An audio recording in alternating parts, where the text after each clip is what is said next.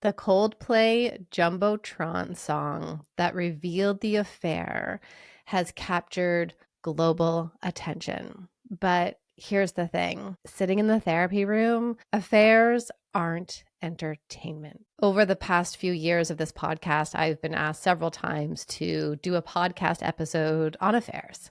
And I have sidestepped that intentionally because this is such a painful experience that it can be really challenging to do justice to this conversation at large. So I'm going to set this up first by saying that this podcast episode for sure is not therapy. It is not a space that's going to cover every aspect. And it might even feel a little bit hard to hear some of these things. But what I want to do today is I want to talk about why people cheat and where do we go next after that. And I think it's really important for us to sink into understanding that affairs are deeply painful for everyone involved. I have sat as a clinician with the person who has been cheated on, with that individual.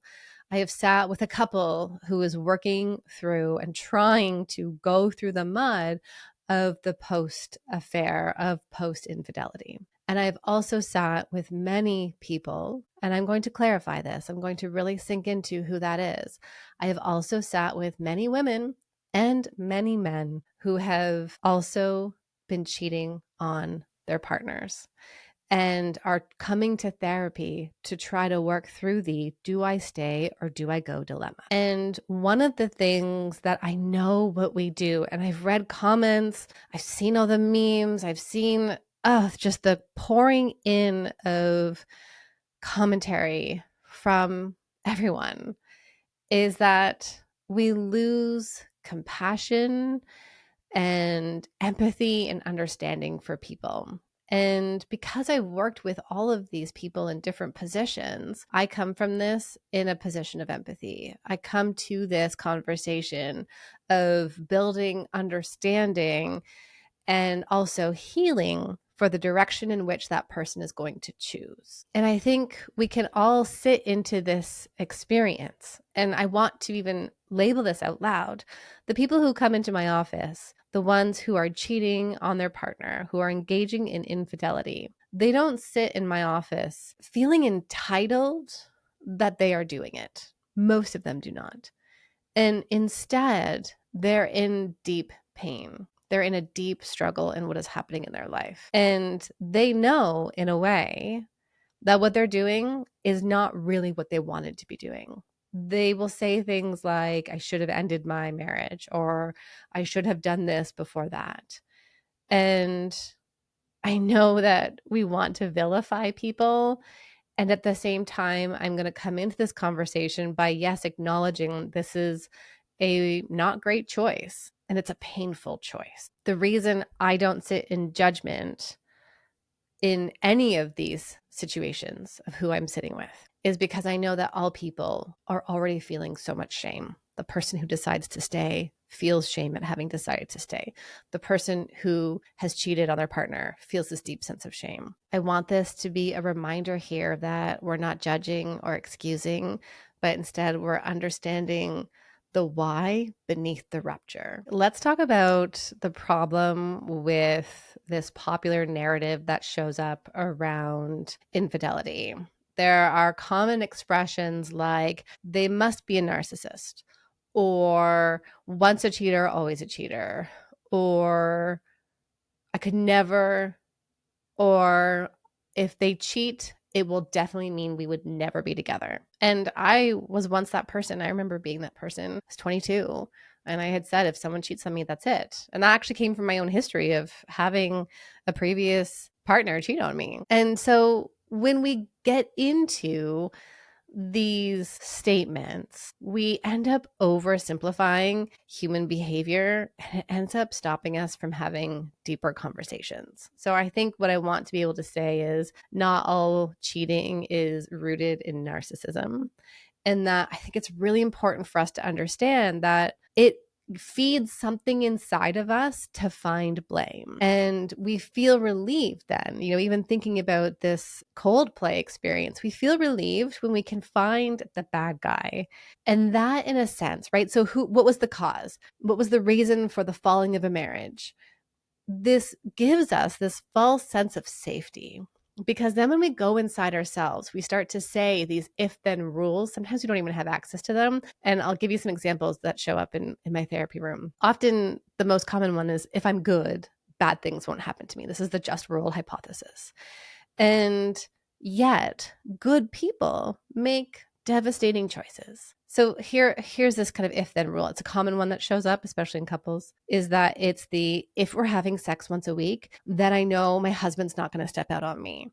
And this is one of the reasons why I always have this gut reaction to when people report on the average, I'm using quotation marks, average amount of sex couples are having, because the frequency at which you are having sex does not equate pleasure, satisfaction, security, emotional attunement, and connection. And so I think what's important here is that most people who cheat are not seeking to destroy their partner. They're seeking something they've lost in themselves. And when people come into my office, they think, how could you do this to me? And we need to process that, and we do.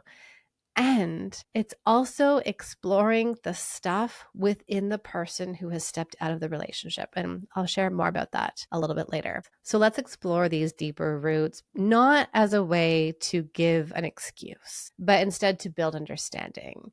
And the piece here is, we don't like this behavior, and we can still build understanding around it. I think those two truths are really important. And the comments that I've seen around this public experience of the couple at the Coldplay event is the shaming. And I get it, because I know we want that justice for someone who has been hurt. But when we further shame people, we end up further hurting ourselves. And that question sometimes is, well, what's this itching inside of me to then have to shame the other person for that? So as we go into this, I'm going to hold two truths. We can acknowledge that cheating is not a good decision, and we can also see someone else's deeper pain. And if you are in the thick of this, I'm going to give you this permission right here. If you are in the thick of this healing right now, and as you're listening, you feel it in your body, it's not feeling good, you say, okay, you know what? I'm going to skip this part. That's okay. I give you permission to do that. Or maybe it's just not feeling good because it's stirring up something for you. Listen to you as you're going into this. And that's the same as your social media intake right now, is that if this is too much, because this is how the algorithm works. You spend longer than expected on that one reel. Maybe you liked it. Maybe you went to the comment section. Guess what? The algorithm now knows what you're looking for. And then it feeds you 3 others or 5 others. I don't know how it works, but more of that content. And then before you know it, your entire feed is this. So if you need that social media break, I give you full permission. If you need to not listen to this right now, that's okay too. As you're moving through this is all an experiment in listening to what you need. All right. Number 1, there is a disconnection from the self. When people feel cut off from who they are, from their needs, their wishes, their feelings, their own thoughts, their own desires, what ends up happening is they start looking outside themselves to feel alive again. It's when you can't connect with yourself, you look outwards at other things to connect. And sometimes this piece here, that disconnection, is because it's actually really scary to connect with yourself. I remember one client describing it like there was this board, and it was like this client specifically could not go inwards to look to see what the feeling was around an issue, what the thought was around the issue. And it was like a brick wall that would just show up. So there's often this disconnection from the self. And this person then maybe feels like they've only become the role that they're in. Maybe they feel like they're only a parent or they're only a caretaker instead of actually being an autonomous person. Autonomous meaning they have a sense of freedom. They have a sense of power and control, not the the gross narcissism, power and control, but I feel I have agency in my life. When we get disconnected from ourselves, they will say things like, I don't recognize who I am anymore, physically, emotionally, sexually. And what ends up happening then is the affair becomes a mirror. Someone is reflecting back a version of themselves that they long for, that they miss, that they haven't been in contact with. And that is appealing. It helps them to feel alive again. And so it's less about who that person is, and it's more about how that person makes them feel. Perhaps they feel more interesting, alive, and desired. I remember one of my clients, after having a child and trying for their second, describe this sense of feeling like they don't exist. I remember one of my clients, after having 2 children, said, it's like I just don't even exist in my own life anymore. And then this other person, it felt like this other person sparked something inside of them, and they saw them, like really spent time seeing them, which is not what was happening in the home outside of that time working alongside that person. And I think this leads into the second reason why people cheat, and that is that there's this longing for aliveness. So it's not always about sex, but it's about vitality. And also, I'll add to that I often see most people who are in my office, I see that people who step out of their relationship, it's about this emotional connection. It's about feeling seen, feeling like they matter, feeling like someone is interested in them. And so one of the reasons people step out then is the sense of feeling more spontaneity, feeling excitement. There might be an activation. There's an activation in the nervous system, excitement, dopamine, adrenaline. Like there's just something that is a spark in here. And it's not necessarily about wanting someone better, but more about someone new. And so this is often someone who has then shut themselves down, not so much that they've disconnected from themselves, but more that their relationship has flatlined. There's no spark, there's no excitement, and they're needing that. And that's the other piece I want to connect in here as well, is that one of the questions I ask people is, what is it that you were needing in your relationship that you were getting from stepping out of the relationship, that you were getting from the affair partner? Many of my clients will also say that they just want to feel alive again. And this is tricky because there's also this awareness here that the spark in a long-term relationship is going to change. It's going to ebb and flow in seasons. And it actually reminds me of the quote that Esther Perel shared around, what did she say? We'll have something like 3 different marriages in our lifetime. And my hope is that it will all be with the same person. I can't remember exactly what the quote is, but she says it so well. And it's this idea that every day we're choosing to grow our tree branches together. When Greg says to me, hey, did you notice the grass is growing well this year? You recently shared that post on Instagram. And I turn to him and connect with him. And we then plan date nights, and we then put on music and be silly. These are the things that they're small things frequently that spark something inside of you. And that's for you to find in your relationship. And it's this prioritization for both you and your partner to see that you have to put effort into the relationship so that you can both feel alive. As I say this, I'm also thinking about how relationships change. And sometimes we're not willing to accept that change. And that part of who your partner might have been when you first met is no longer there. And that question then becomes, am I willing to accept that this part of them that really drove me to them, that sparked my desire, is no longer there? Can I accept that?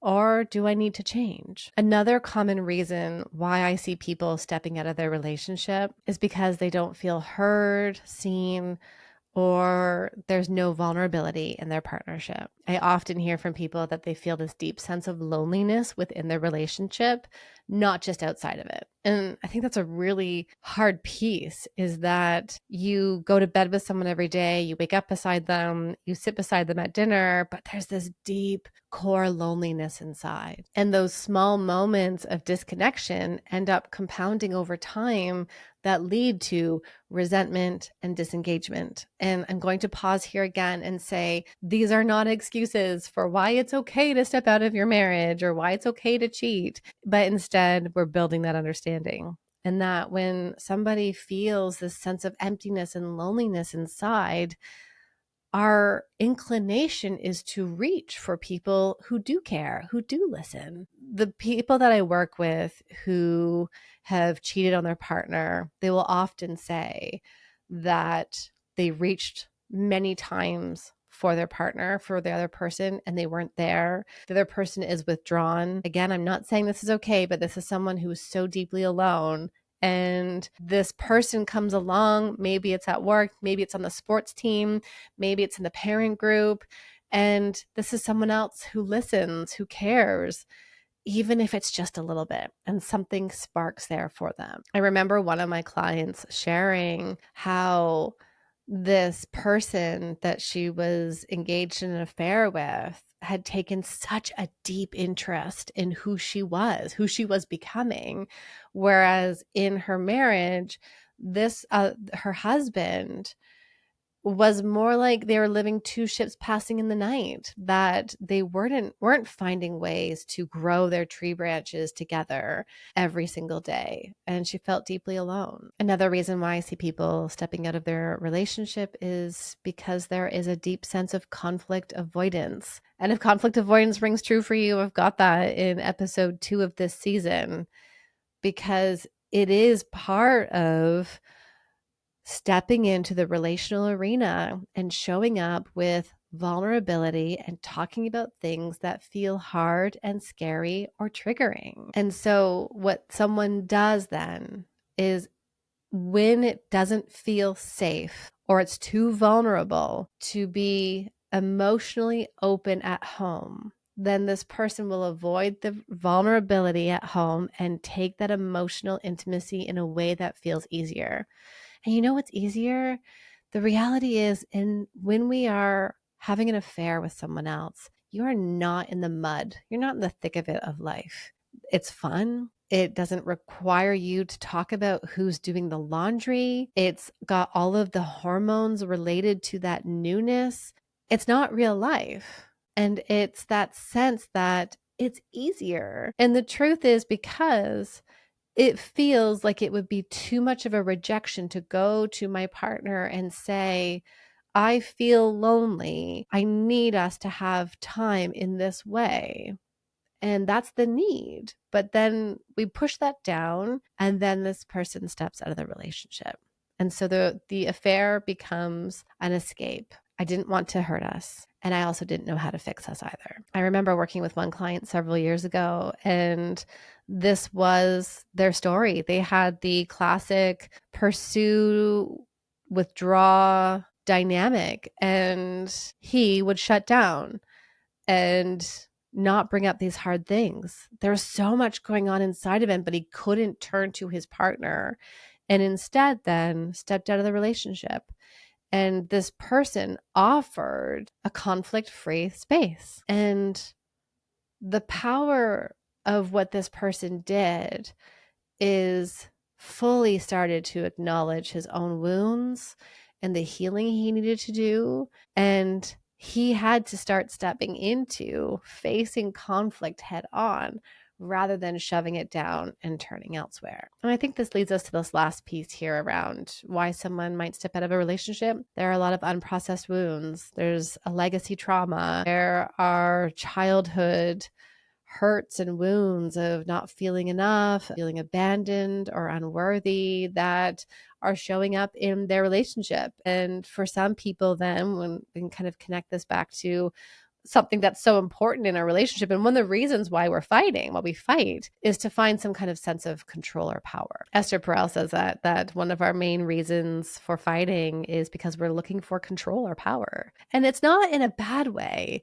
but in a way of being able to stand on your 2 feet and say, this is what I want, this is what I need. There are some people who will look for validation and not see that actually they have a hole in their bucket, and that hole, that which is their wound, their legacy, their childhood wound, that hole is what creates this cycle for them of feeling like they need to seek that validation, and then not feeling like it's ever enough with their partners. So then stepping out of the relationship can feel like a salve, but it doesn't truly heal that core wound. And these are patterns that will often repeat until the deeper pain is addressed. I think of one person who had said to me, I just kept needing someone to tell me that I was okay and to validate me. And that's what this outside person gave me, instead of being able to believe in myself. And that was what I had to start learning, is that I am good enough and I don't need to seek that outside of my marriage. One of the posts that went around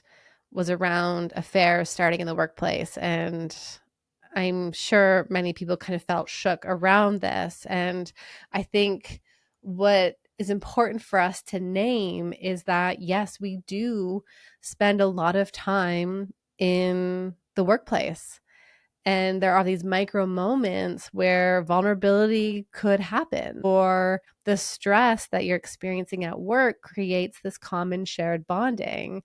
And so the workplace can become this fertile ground for emotional affairs, not always intentional. I think that's the other thing that's important here is people don't go to work thinking I'm going to start an affair on my partner. But instead, it's opportunistic. It's available and it's there. There's, on one hand, the proximity there, but there's also this emotional investment that occurs because of the person that you're working with. Commonly get asked the question if opposite sex friendships can work. And I think that really depends on the emotional intimacy boundaries that you've set with your partner. And I often think about what Dr. Stan Tatkin writes in his book, Wired for Love. And it's about understanding the couple bubble. And in the couple bubble, he gives this example of if one of them is feeling insecure and says, hey, you've been talking a lot about Dave at work. Do I have anything to worry about? And her secure response is, oh, sweetie, you're my guy. I don't think that's how he wrote it, but you're my guy. It's only you. And when it comes to our own wounds or our own moments of insecurity, we can turn to our partners and ask for that reassurance, and they're not going to throw it back at us and say, why are you so insecure? You really need to go work on that. Instead, we say, I know that sometimes you feel insecure, and this is a moment where I'm letting you know you and I are good. You're my person. And I think there's another element in here as well, is that for both people to explore. So if there is an opposite sex friendship, what is it that's triggering? What is it about that's triggering what inside of you? So there's an exploration of the self. So this is an example of, so if inside of myself, then I feel anxious about it, what's that tied to? Is it about a lack of trust between us? Is it about my own history around trust? And then thinking about what is it that you need, and going to your partner. And then you can decide together, what are some of those boundaries that you hold together? I had one person share that they do have opposite sex friends, but they immediately bring in the other spouse. And so it's part of the conversation. Any plans that are made, the other person is brought into it. So then it's not this siloed experience where you have this other life, but instead we're all in this together. And the other piece I want to say here is around the content and information that you are sharing. If you are going home to your partner and expressing the vulnerability that you're feeling, expressing the struggles and the hard moments, and with that friend at work, you're talking about the weather, you're talking about, the kids just did this at camp this week, that's much different. But if you're giving the good stuff and you're being vulnerable, more vulnerable with the work person, then we need to ask ourselves and go inside and say, okay, what's happening here? And what is this a flag for? What's happening inside my marriage, and what is it that I actually need? What am I getting from this friendship? And could there be a blurred line? How would I feel if this were reversed and my partner were doing this instead? And I come back to how this conversation is such a big one because now we're starting to dabble into attachment security and around what it means to prioritize our relationship. Okay, I'm going to step into now speaking to the person who has been cheated on. And I think sometimes, not always, but there are some people who step into this feeling like it was their fault. And I want to say this wasn't your fault and you could not have controlled this. You felt things in your relationship and you chose to cope with it in a different way. So if your partner is saying, well, you didn't, I am going to say, no, we're not going to accept that because I think it's important for the person who is, I'm going to use injurer and injured language so that I can label people. So the injurer, so I can label which partner is which in this conversation.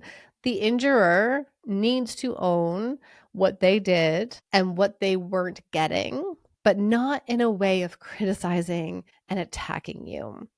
And as the injured person, you did not cause this to happen because each of you has your own sense of agency and choice. I think that's so important.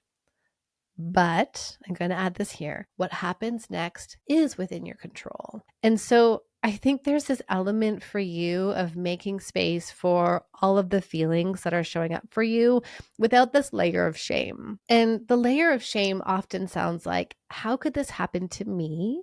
This must mean I'm not a good enough partner. We didn't have sex enough. I didn't do the right things as a partner to hold them. No, we're not going to do that. But let's eliminate shame for a moment. Okay. And I do this in therapy. In the therapy room, I often say to people, hey, pass me that pillow. That pillow right there, that's your shame. And I'm going to hold it. Now that I'm holding your shame, what feeling is this right now? What feeling is showing up? Because here's the thing, shame binds to other emotions and stops you from being able to fully work through something and to process it. So we've got to put shame to the side. You are not a bad person. You are not enough. We can notice it and also come back to the core feelings here and allow yourself to work through that. I think it's also really important that we recognize that feelings don't just go away with one conversation. This entire and working through this, I remember working with this couple who every time it came up, the injurer would say, "This again? We're going through this again? I thought we already talked about this." And when it comes to these injuries, when I'm going to call this is an attachment injury. This is a breaking of the emotional bond, the physical sexual bond between you and your partner. The attachment injury is not healed in one conversation. And so, yes, you are going to revisit it. And the real healing actually becomes how you respond in those moments throughout those conversations. Because each time we go into a conversation, we're going to uncover a new little piece of it. This is a different type of conversation than ruminating and coming from a space of anxiety and insecurity. And that's tricky because we want to also look at the distrust and insecurity that you feel. And that's important. So we want to start understanding what is it that you need to help rebuild trust? And how can you also then separate this from your lovability? Insecurity is I'm not lovable. But if we start from a place of being lovable, then we can ask ourselves what's going to help us to build trust. So then the other piece here, this kind of piece that I see keeping couples stuck is not just how the injurer responds and says, oh, this again. It's how the injured partner then comes forward with it. I remember this with one couple is the injured partner would feel this sense of anxiety inside and then would say, show me your phone, tell me this, tell me you love me. And it would just keep coming. It would just be kept throwing back at that person. And that doesn't help. And it also doesn't help then if you are the injured person to continue to say to your partner, well, you're the one who cheated. And so this is why we're here. And that's going to keep you stuck. It's going to keep you stuck in the past, in the hurts. It's not going to help you process what's happened and be able to move forward. The other thing that is challenging, and this is everybody's personal preference, but we need to understand what this will give you behind this. And that is around asking for details. And our brains like to fill in the holes and make stories, and then they'll run with it. And so it's going to really depend. What is it that you really need to know that's going to help you understand this? And I remember this research around infidelity, which is that women struggle more if their men have an emotional affair. And I believe it was men struggle more when women have a sexual affair. So that women are trying to connect. I don't like using the women and men piece here, but this was the research from before. And it's that, again, I'm going to talk in heteronormative language here, that women are seeking emotional connection from their men. Not all, you know what I mean? Not all, but women are seeking connection from their husbands. And so then the idea of them going and giving that emotional vulnerability to someone else is so painful. Whereas for men, seek connection. Not all men, many, let me do this expression. Let me have this conversation a different way. And that many men end up seeking connection through sex, and the idea then of their partner having sex with someone else is more painful. And I really want to say that not in a way that everybody is like this, but in a way that that's what the research has shown. I think there are some really important questions for you to ask through this. This is not a clinical guide, of course. This is not the full work. This is us dabbling in this conversation. My Amazon book page has a section specifically for infidelity if you wanted to find the books that I recommend around this.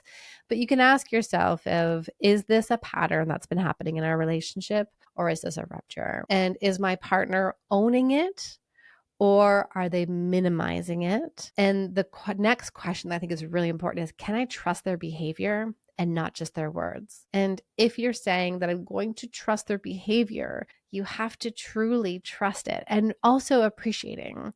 And I love Brene Brown's marble jar analogy that trust is earned over time. It's not something that we just have and then can have again. But instead, when you say, I'm going to pick you up at 5 and you show up at 4:58, that's a marble in the marble jar.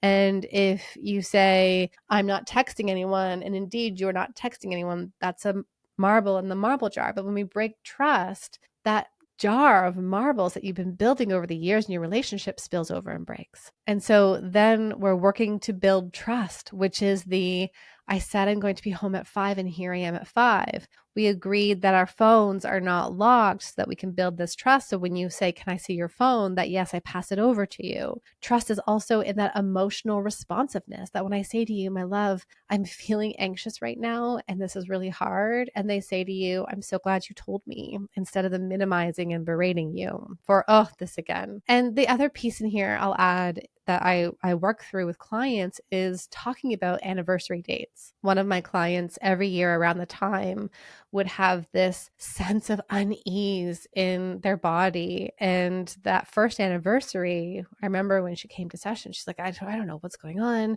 There's just this like great sense of anxiety inside of me, and I'm not sleeping well, and I'm having bad dreams.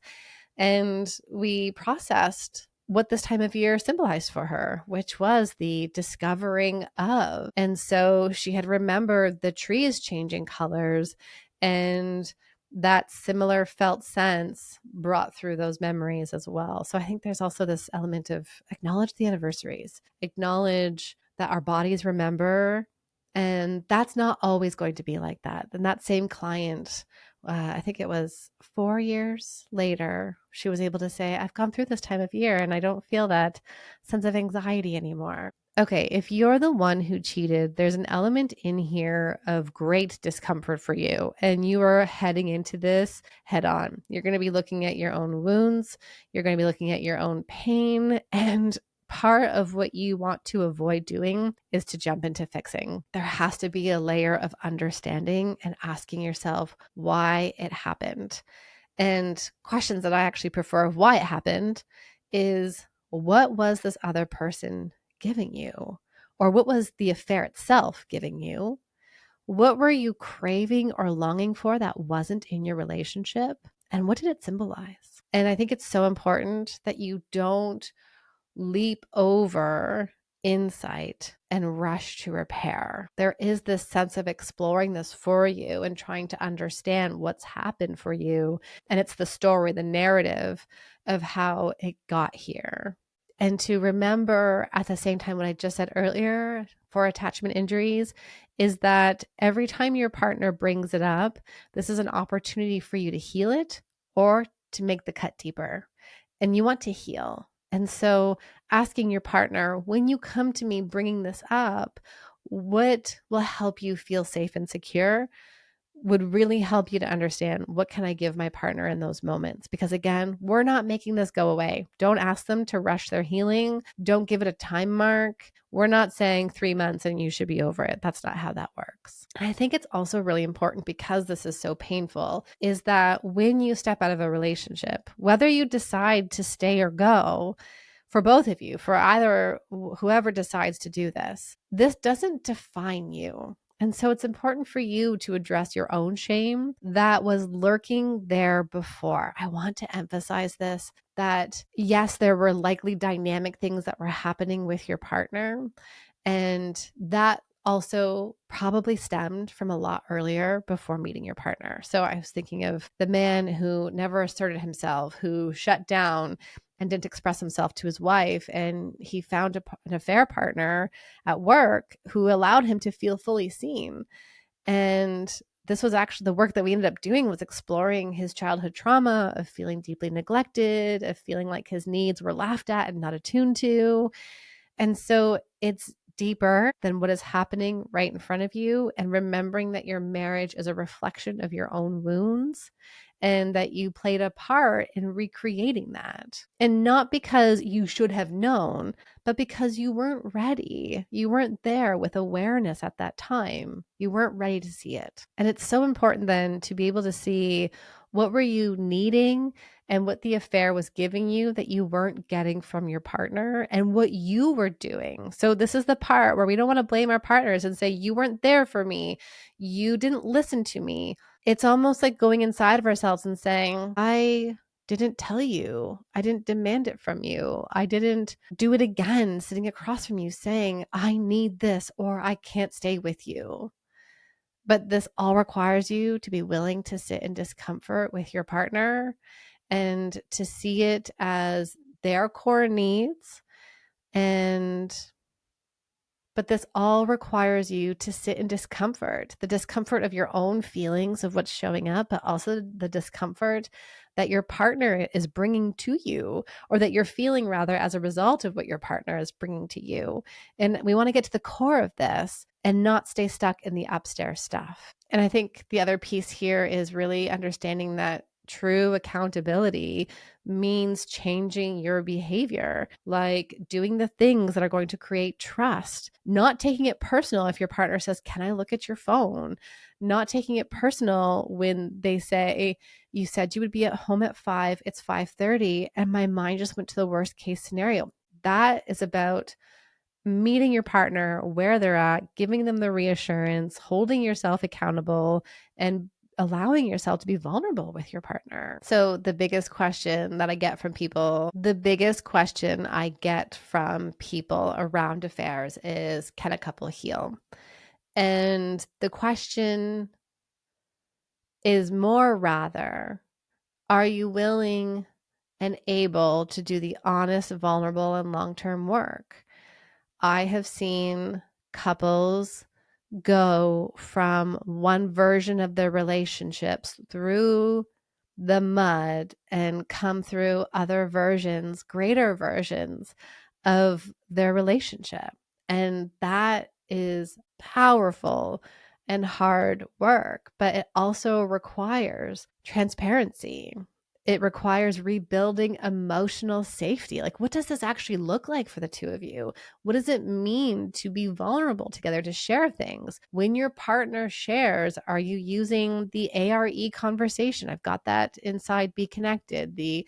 Are you there for me? Will you respond? And are you engaged with me? Are you willing to look at your own stuff, share that with your partner, and then when they share their stuff with you, for you to both make space understanding, empathy, and compassion for each other? Are you willing to bring in weekly check-ins and marriage minutes every single day and get intentional about what you both need to move forward? There's also this element of making space for grief, rage, and repair. And that rage is not to say you're allowed to rage at your partner, but rather to be angry at how this has gotten here. And there's this piece here where we want to define, what do these types of conversations look like? Because for both partners, depending on who you are, it's almost like, I've been thinking about some questions that I've gotten from people, and it's like, well, how do I get to bring this up? Because when I do bring it up, my partner says, oh my gosh, right here. And so the example of the one time was that we're sitting down to dinner, I'm feeling insecure, I'll bring it up, and they're just trying to eat dinner. So it's like you have to negotiate together. And these are all the skills that you need to practice and aim for in your relationship, is how do we make space to share and hear each other with whatever it is that's showing up? So how do you bring these hard things up? Do you schedule that conversation where you get to be honest and self-reflective and be good listeners and compassionate with each other? And the conversations then also shift from, how could you do this to me, to, I'm struggling to know I matter in this. And this is one of those moments where I'm thinking about a conversation I was having around this work and how powerful shame is for people, in the sense that it's not just one partner who feels shame that they stepped out of the relationship, but there's also this layer of shame for a person who decides to stay. And that's challenging. And it's even more painful with all of these comments that are showing up on social media in the world right now, in the sense that there's this belief that if you are staying with someone, what does that mean about you when they cheated on you? And yet, this is the piece I really want to offer you today. Nobody knows what it's like to be in your relationship. And so nobody has the right to judge your decision or to judge you. Whether you decide to stay or go, that is a choice you get to make. That does not make you a bad person. That does not make you less than for deciding that you are going to fight for your relationship. I had a friend call me many years ago, and she discovered their affair.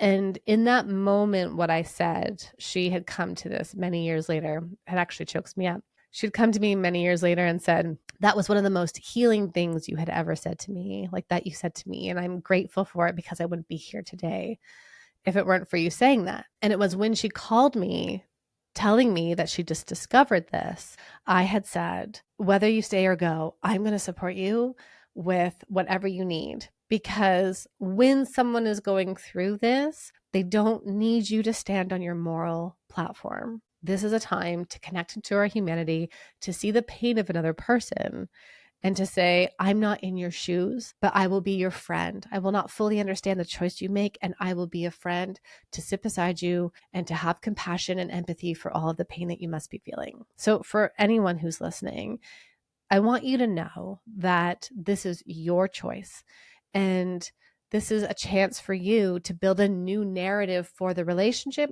if you choose to stay. And if you do choose to stay, tell yourself that you are going to redefine what your relationship is. And you get to do that. You get to redefine it. And that's the active choice here. That's your active choice of agency. So all that to say, healing is possible. Your relationship will not be the same as it was. Nor do you want it to be, right? That's this element of grief. It will never go back, and nor do you want it to be. But it can become stronger with more intentionality, vulnerability, and connection. Okay, let's wrap up. Affairs reflect some of our deepest longings, not just our deep, dark betrayals. All right, let's wrap up. This is a challenging conversation, and it can be so personal for us in so many ways. And I want you to know that you're not alone in that, in the sense that I have worked with people. I know this journey. I know the pain that comes with it. And affairs can often reflect our deepest longings. and they become part of the most painful betrayals that happen. And we don't want to get washed away into shame, but instead, how do we then heal and move forward with the decision we are choosing today?